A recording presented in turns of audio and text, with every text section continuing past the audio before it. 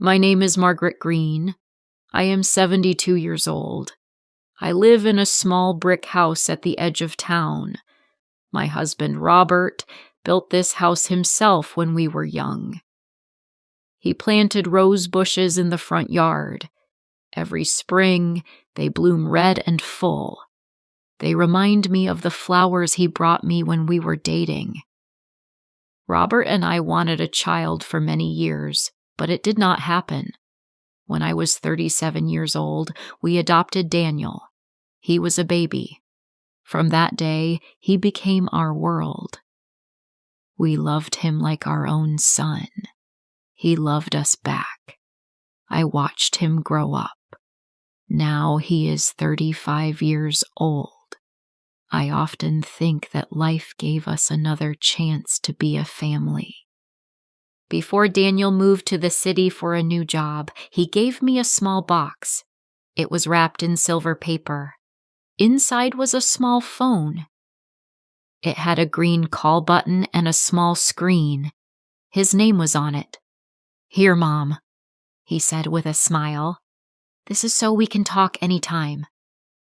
Press this green button and I will answer." I held the phone in my hands. I was amazed and a little scared. I had never used one before. I looked at him and said, "Promise me you will call every day if you can." He smiled and squeezed my hand. "I promise, Mom. I will make sure you hear my voice every day." The little phone felt like a way to reach him. I would keep it close every day. The first week was wonderful. Daniel called every morning. I sat by the window with tea in my hand. I waited for the cheerful ringtone. When it rang, my heart danced. He told me about his small apartment, his new job, and the noisy streets. He laughed a lot. I laughed too. The house felt alive again. I could hear Robert's voice in Daniel's.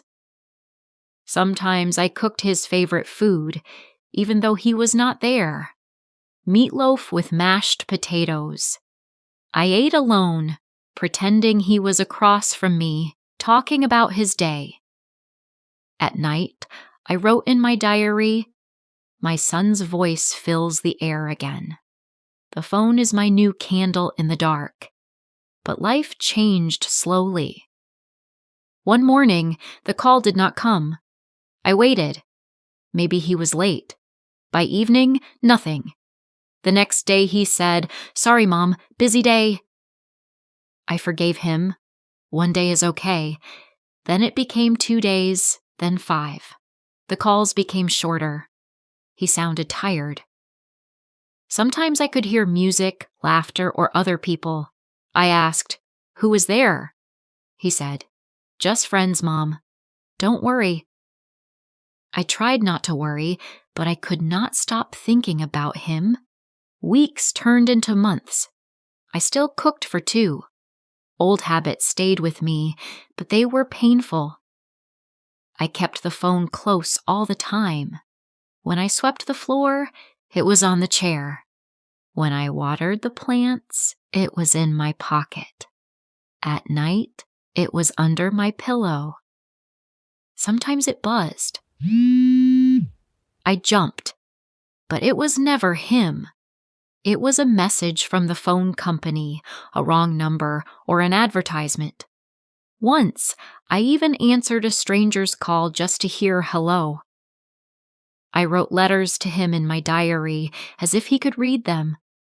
"Dear Daniel, I made your favorite soup today. I wish you were here to taste it." "Dear Daniel, I saw a boy riding his bike like you used to." I smiled, then cried. Neighbors often asked, "Has Daniel visited recently?" I always said yes.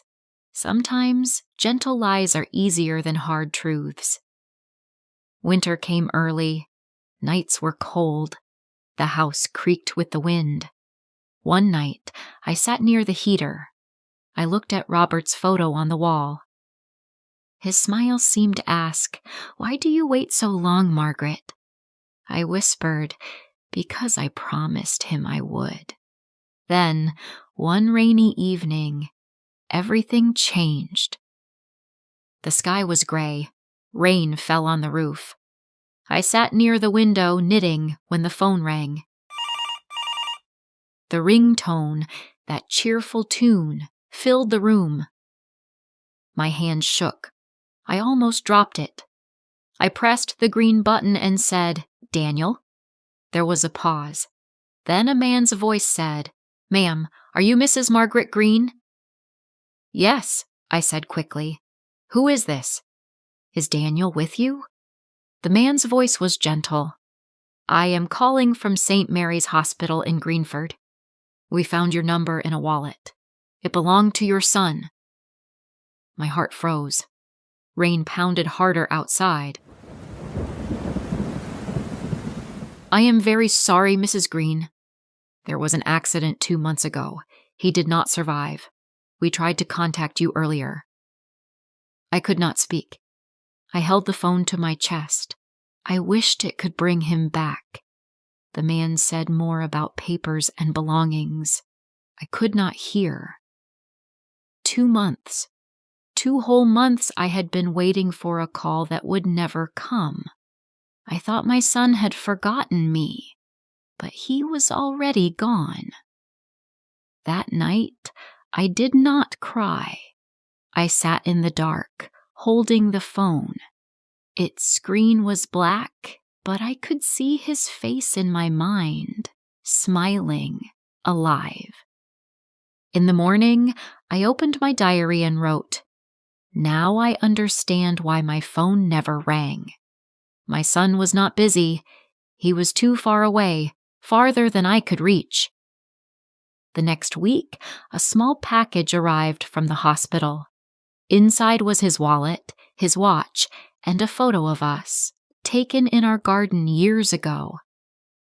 I placed the photo beside Robert's on the shelf above the fireplace. Then I put Daniel's button phone beside it, still charged, still waiting. Every morning, I make tea for 2. Old habits stay with me. I sit near the window. I look at the empty chair and whisper, "Good morning, Daniel. How is the weather up there?"